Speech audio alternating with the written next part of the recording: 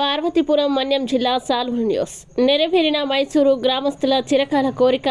ఈరోజు పార్వతీపురం మన్యం జిల్లా సాలూరు నియోజకవర్గం పాచిపెంట మండలం మైసూరు గ్రామానికి వెళ్లే రహదారిలో వట్టిగడ్డ మీద సుమారుగా 760 లక్షల రూపాయలతో నూతనంగా నిర్మించిన వంతెన ప్రారంభోత్సవ కార్యక్రమానికి ముఖ్య అతిథిగా హాజరై రిబ్బన్ కత్తిరించి తన చేతుల మీదుగా ప్రారంభించిన డిప్యూటీ సీఎం మరియు గిరిజన సంక్షేమ శాఖ మంత్రి మరియు అనకాపల్లి జిల్లా ఇన్ఛార్జ్ మంత్రి ఈ సందర్భంగా తమ అభిమాన నాయకుడు ఇచ్చిన హామీని నిలబెట్టి వాళ్ళ వంతెన కళ నెరవేర్చినందుకు గాను అభిమానంతో సంతోషం వ్యక్తం చేస్తూ ఉత్సాహంగా డిప్యూటీ సీఎం రాజన్న దొరని మేళ వాయిద్యాలతో ఘనంగా స్వాగతం పలుకుతూ జై జగన్ జై రాజన్న దొర అంటూ నినాదాలు చేస్తూ డ్యాన్సులు వేస్తూ పల్లకిలో ఊరేగించారు.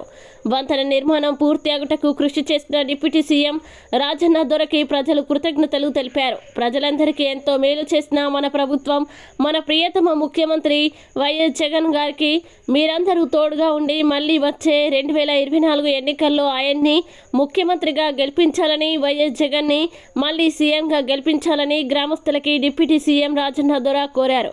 ఈ కార్యక్రమంలో పాచిపెంట మండలం ప్రజాప్రతినిధులు, వైసీపీ నాయకులు, కార్యకర్తలు మరియు తదితరులు పాల్గొన్నారు.